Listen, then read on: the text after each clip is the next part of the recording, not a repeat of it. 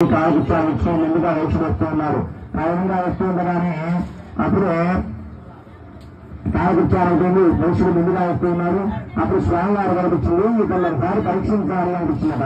పరీక్షించడానికి వచ్చి ఆయన ఒక వృద్ధ బ్రాహ్మణుడు సన్యాసి రూపంలో వచ్చాడు. సన్యాసి రూపంలో వచ్చి ఈ కాదు ఎటు వెళ్తున్నారల్లా, నేను కూడా మార్గంలో వెళ్తున్నాను, నీ పదవులో ఏముందయ్యా అని అడిగాట. అయిన వెంటనే ధనం వల్ల గర్వంతో సిద్ధిగా అడుగుతావు అంటే, నా దగ్గరే ఉంది, నువ్వు దొంగలించాలనుకుంటున్నావు ఏంటి, నువ్వు దొంగలించడానికి నా దగ్గర ఉంది ఏమి లేదయ్యా, ఆకులు అవన్నీ నేను వేరు ముక్కలు అమ్ముకునేవాడిని, ఆకులు తేగలు వేరు ఉన్నాయన పదవులంట, కావాలని చదువు అన్నట్ట. అనగానే ఆ పంజాబ్ రూపంలో ఉన్న స్వామి వారు తథాస్తు ఉన్నారు. తథాస్తు అంటే నువ్వు తలచినట్లే అట్లే అది ప్రారంభం.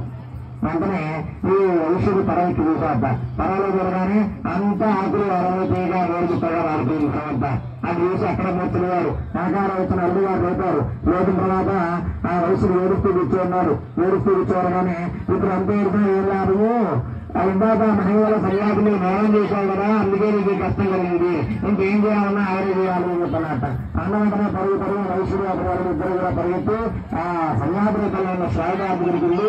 ఆయన కాళ్ళు కట్టుకొని, అయ్యా స్వామి తప్పయిందయ్యా, మీ శక్తిని మీకు నేను విధంగా చేశాను, మమ్మల్ని క్షమించి మా ధనాన్ని నాకు ఇప్పించండి అని చెప్పాట.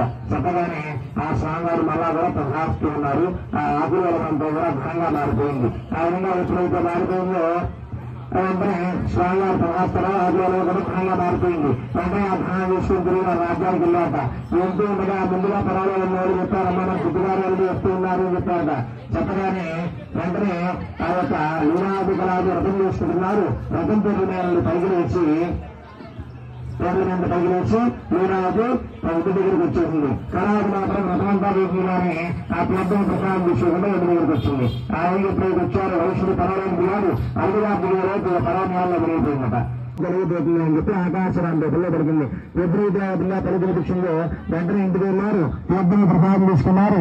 ఒకరోజు చూడగానే వైశ్యనాథుడు ఇద్దరు కూడా ఆ యొక్క పర్వతి వచ్చున్నారు. అది చూసి ఎంతో సంతోషించి ఇక ఆ యొక్క లీలావతి ఇంటికి వెళ్ళాలండి అంటే ఈ వైశ్యనాథుడు నేను రారు, ఇప్పుడు దాకా స్వామివారు ఈ దాన్ని పరీక్షించాలంటే ఇంకా మమ్మల్ని కూడా వచ్చేలోకి ఎన్నిసార్లు పరీక్షిస్తారు కాబట్టి నేను ఇక్కడే అర్థం చేసుకుంటాను అని చెప్పి ఆ నదీ తీరంలో అర్థం చేసుకుని సత్యావసరం అర్థం చేసుకుని అందరికీ ఆ యొక్క అపూర్వ భాగాలు ఇచ్చి దేవుడుగా భోజనం చేసి ఆ యొక్క వ్రతాన్ని గురించి ప్రతి పౌర్ణమి అర్థం చేసుకుంటున్నట్ట.